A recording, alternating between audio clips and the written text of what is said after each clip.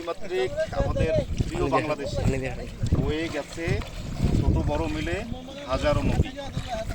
উত্তরাঞ্চলের বিখ্যাত তিস্তা নদীর পাড়ে বর্তমান আমরা অবস্থান করছি।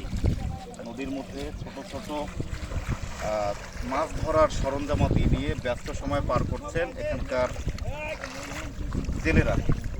সেই সাথে ঠান্ডা পানিতে হেঁটে হেঁটে যেন দুদণ্ড শান্তির যেই খোঁজে আমরা এসেছিলাম সেটি যেন পূর্ণতা পেল এই নদীর ধার ধরে হাঁটার সময়। কখনো কখনো এই নদী হয়ে ওঠে একেবারে ভয়ঙ্কর রূপে। ঘর ভাঙে, মন ভাঙে, সেই সাথে ভিটে মাটি, ফসলি জমি সব শেষ করে দেয় মুহূর্তের মধ্যে। কবি বলেছিলেন, ও নদী তুমি বইছো কেন, তুমি কি জানো না তোমার তীরে বাস করে শত জনপদ, বুকে নিয়ে শত বেদনা।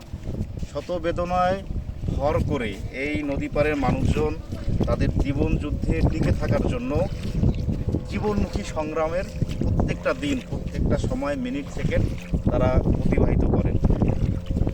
হাজারো কষ্ট, দুঃখ, ক্লেশকে ভুলে গিয়ে আবারও তারা স্বপ্ন বাঁধেন, নদীর সাথে তাদের মানিয়ে নেওয়ার প্রচেষ্টা অব্যাহত করেন। আমরা যারা নদী এলাকার মানুষরা, যারা নদী থেকে অনেকখানি শত মাইল দূরে থাকি, তারা হয়তো তাদের এই দুঃখ কষ্টের কথা আমরা বুঝতেই পারি না। মানুষের কাছাকাছি আসলে বোঝা যায় জীবন কত কঠিন। আজকের এই তিস্তা পাড়ের মানুষ যেন আমাদের জন্য বিশাল একটা শিক্ষা আমাদেরকে দিয়ে দিল। তো যারা প্রকৃতির সন্ধানে সৌন্দর্য দেখার জন্য যারা বের হন, তাদের জন্য বড় একটা শিক্ষা হতে পারে এই তিস্তা নদী। বাংলাদেশের সর্ববৃহৎ সেচ প্রকল্পের